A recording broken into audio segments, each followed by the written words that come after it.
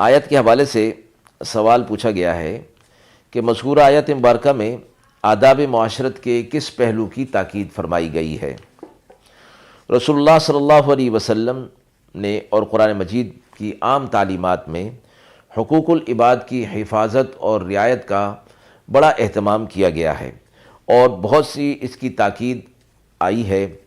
ایسی تاکیدات سے کوئی بھی مسلمان بے خبر نہیں ہے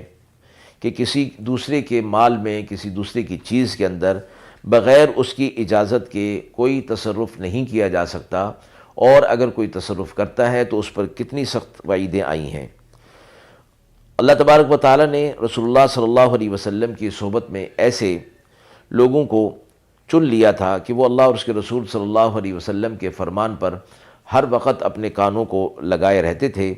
اور ہر حکم کی تعمیل میں اپنی پوری توانائیاں صرف کر دیا کرتے تھے۔ قرآنی تعلیمات پر عمل اور اس کے ساتھ رسول اللہ صلی اللہ علیہ وسلم کی صحبت کا اثر اور فیض تھا کہ اللہ تعالیٰ نے ایسی جماعت تیار کر دی تھی کہ فرشتے بھی ان پر فخر کرتے تھے۔ دوسروں کے مال میں ان کی مرضی اور اجازت کے بغیر ادنا سا تصرف بھی گوارا نہیں ہوتا تھا، اور کسی کو اپنے طرف سے ادنا سی تکلیف پہنچانا بھی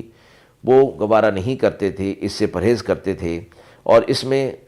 تقویٰ کے اعلیٰ معیار پر قائم ہونا تمام اصحاب اکرام کا خاص طور پر اور دیگر مسلمانوں کا عام طور پر یہ ان کا ایک وصف اور خصوصیت ہوا کرتی تھی۔ وآخر دعوانا ان الحمد للہ رب العالمین۔